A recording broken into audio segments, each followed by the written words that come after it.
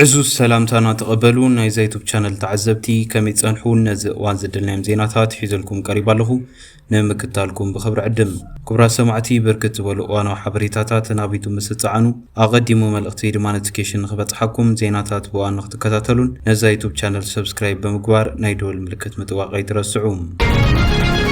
ጽቡቕ ዜና ብዛዕባ ማእኸላይ ምብራቕ ተሰሚዑ ይርከባሎም ብሕቡእ ክካየድ ካብ ዝጸንሑ ድርድራት ድሒሩ ኣሜሪካን ኢራንን ውዕሊ ሰላም ንምኽታም ኣብ ስዊዘርላንድ ከተማ ጄኔቫ ከም ዝተቋጸራ መራኸብቲ ሓፋሻት እናገለጻ ይርከባለዋ እዚ ኮይኑ ማለት ድማ ኣብ ልዕሊ 160 ሃገራት ወሪዱ ዝጸንሐ ከቢድ ወሰኽ ዋጋ ነዳዲ ዘስዓበ ኩናት ዝዛዘም እንተደኣ ኮይኑ ንዓለምና ጽቡቕ ዜና ክኸውን ተባሂሉሎም በቲ ኻሊእ ወገን ኣሜሪካን ኢራንን ዝበጽሕኦ ስምምዕ ስዒቡ እስራኤል ሓያለ ተቃውሞ ስሚዓሎም እስራኤል ዘስማዓት ተቃውሞውን በዝርዝር ተሰምዕዎ ክኸውን በተኻሊ ወገን ፕሬዝዳንት ቱርኪ ረሲብ ጣይር ኤርዶጋን ኣብ ልዕሊ እስራኤል ሓያለ ቁጣዕ ኣስሚዖም ኣለዉ ኤርዶጋን ከም ዝበልዎ እስራኤል ኣብ ሊባኖስ ከምኡውን ኣብ ሶርያ እተካይዶ ዘላ መጥቃዕታት እንተዘያቋሪፃቱ ከቢድ ወታደራዊ ስጉምቲ ንምውሳድ ናብ ግጭት ንምእታውን ቱርኪ ክትግደድያ ክብሉ ገሊፆም ኣለዉ ቀዳማይ ሚኒስትር እስራኤል ቤንጃሚን ኔታንያሁ ቁጣዑ ዝተመልአ መልእኽቲ እውን ኣሕሊፎም ኣለዉ ነዚ ስዒቡ ቀዳማይ ሚኒስትር እስራኤል ቤንጃሚን ኔታንያሁ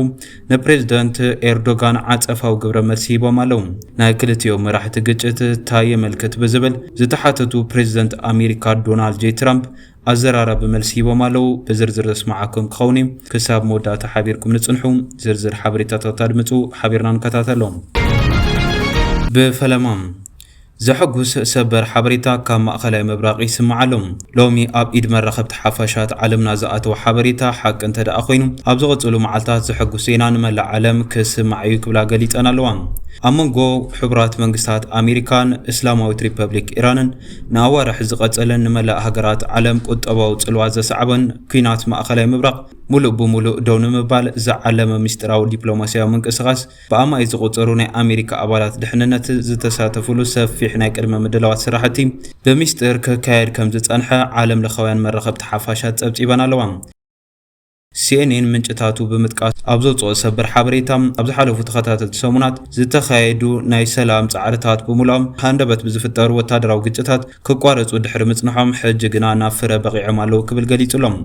ኣብዚ ሕጂ ሰዓት ኣብ መንጎ ኢራንን ኣሜሪካን 900 ስምምዕ ከም ተበጽሐ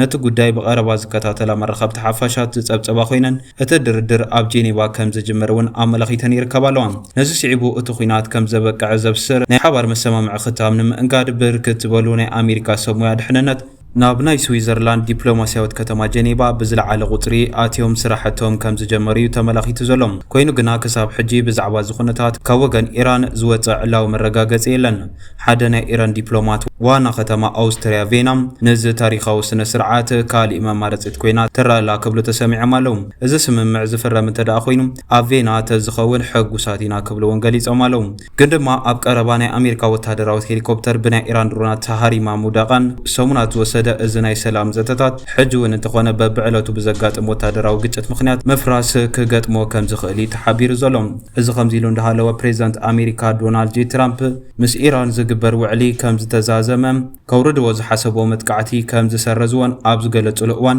ቀዳማይ ሚኒስትር እስራኤል ቤንጃሚን ኔታንያሁ ናይ ሃገሮም ዕቱብ ወታደራዊ ቅዋም ዘርኢ ተሪር መግለጺ ኣውፂኦም ይርከባለዉ ኔታንያሁ በቤት ጽሕፈቶም ኣቢሎም ኣብ ዘውፅዎ መግለጺ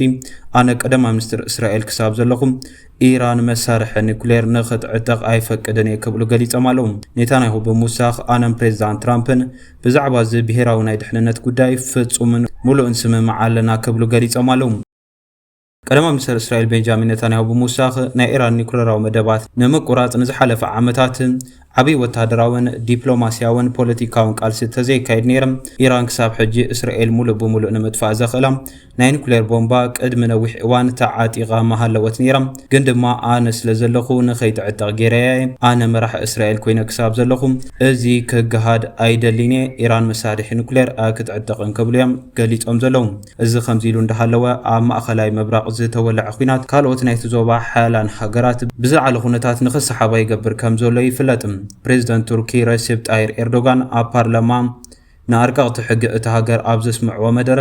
ሰራዊት እስራኤል ኣብ ሶርያን ሊባኖስን ዘካየዶም ደብዳብ ነፈርታት ኣብዚ ሕጂ ሰዓት ንብሔራዊ ድሕንነት ቱርኪ ብቐጥታ ዝፈታተን ደረጃ ብምብፅሑ ድሕሪ ሕጂ ብስቕታ ኣይክንሓልፎን ክብሉ ገሊፆም ኣለዉ። ኤርዶጋን ናይ እስራኤል ተግባራት ብዕቱብ ብምኹናን እንትዛረቡ ቀዳማይ ሚኒስትር እስራኤል ቤንጃሚን ኔታንያሁ ንኣባላቱን ኣብ ሊባኖስን ሶርያን ዝፍጽሞም ዘለዉ መጥቃዕታት ኣብዚ ሕጂ ሰዓት ነቲ ጉዳይ ንቱርኪ ብቐጥታ ስግኣት ናብ ዝኾነሉ ኩነታት ዓብዪ ኣሎ ክብሉ እዮም ገሊፆም ዘለዉ። ዝኾነ ይኹን ሰብ ኣብ ባሕሪ ሜዲትራንያን ናብ ሓደገኛ ወታደራዊ ምንቅስቓስ ክኣቱ የብሉን። ናይ እስራኤል እኩይ ተግባር ናይ ቱርክ መሰላት ዝጥሕስ እንተደኣ ኮይኑ ግብረ መልስና ኣብ ልዕሊ እስራኤል ንምዝናብ ድልዋት ኢና ክብሉ ተሰሚዖም ኣለዉ። ቱርኪ ንድሕንነታ ዘስጋኣ እንተደኣ ኮይኑ ቱርኪ ናብቲ ኩናት ዘይትጽምበረሉ ምንም ዓይነት ምክንያት የለን ክብሉ እውን ኣረጋጊፆም ኣለዉ። እዚ ናይ ኤርዶጋን ሓያለ ፍቐድ ኣስዒቡ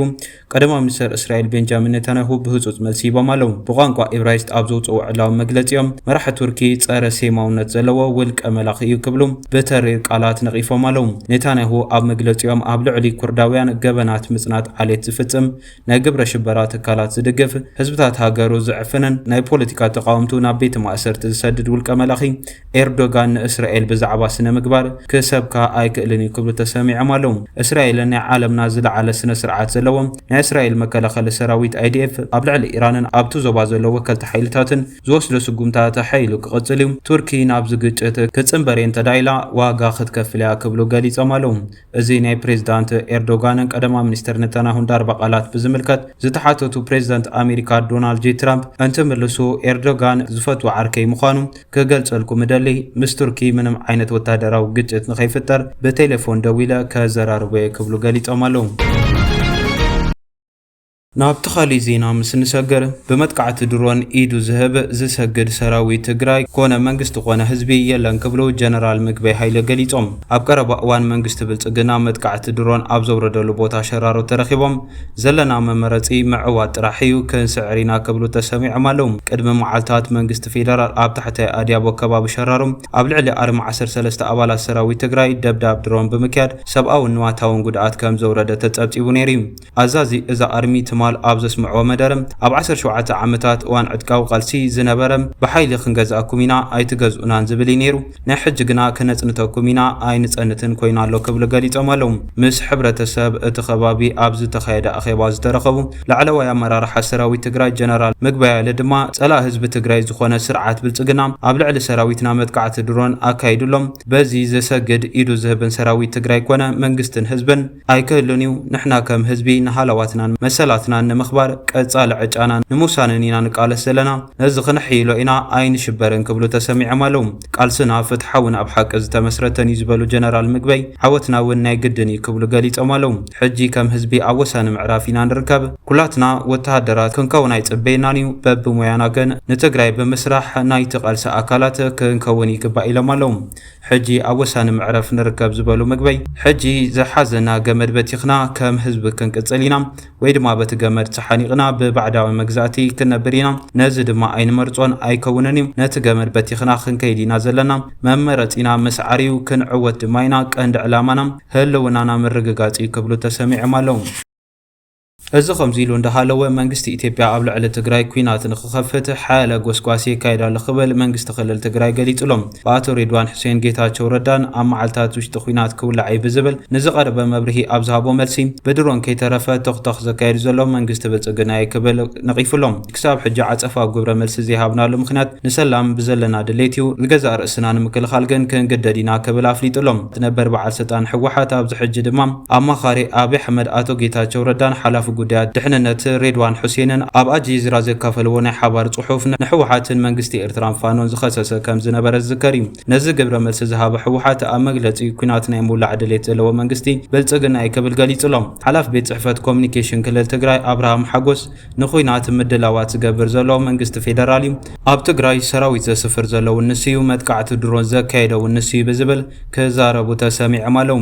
እዚ ከምዚ ኢሉ እንዳሃለወ ብልጽግናን ሕወሓትን ብሓባር ንኤርትራ ንምጥቃዕ ተዘራሪቦም ነይሮም ክብል መንግስቲ ኤርትራ ገሊጹሎም። መንግስቲ ኤርትራ ሓድሽን ዘይተሰምዐን ዜና ሒዙ ዝወፀ ኮይኑ አቶ ጌታቸው ረዳን ሬድዋን ሁሴንን ኣብ አልጀዚራ ዘከፈል ወሲዒቡ ካብ አስመራ መልሲ ተዋሂብሎም። ሚኒስትሪ ዜና ኤርትራ የማነ ገብረ መስቀል ነቲ ኣብ ጽሑፍ ዝቐረበ ኩሉ ክስታት ነጺግዎ ይርከባሎም። ሚኒስትሪ የማነ ገብረ መስቀል ኣብ ትዊተር ገጹ ኣብ ዝሃቦ መልሲ መደረ እቶም ሰበስልጣን ብሓሶት ምትላልን ጉጉይ ሓበሬታን ዝመልኦ ክብል ዝገለጸ ኮይኑ ሚኒስትሪ የማነ ብምቕጻል ኣብ ክንድኡ እቶም ሎሚ ዝኸሱና ዘሎ ወገናት ስምምዕ ፕሪቶሪያ ቅድሚ ምፍራሙ ሒደት ኣዋርሕ ኣብ ሲሸልስን ጅቡትን ኣብ ልዕሊ ኤርትራ ሓበራዊ ወራር ንምክያድ ብሓባር ተረኺቦም ነይሮም ብምባል ቅድሚ ሕጂ ዘይተሰምዐ ሓበሬታ እዩ ዘርጊሑ ዝርከብ ዘሎ። ባርከስ ክቡራት ተዓዘብቲ ነዚ እዋን ዘደልኒ ሓበሬታ ዝመስል ነይሩ። ብኻልእ ዜና እስካብ ንረኸብ ሰላም።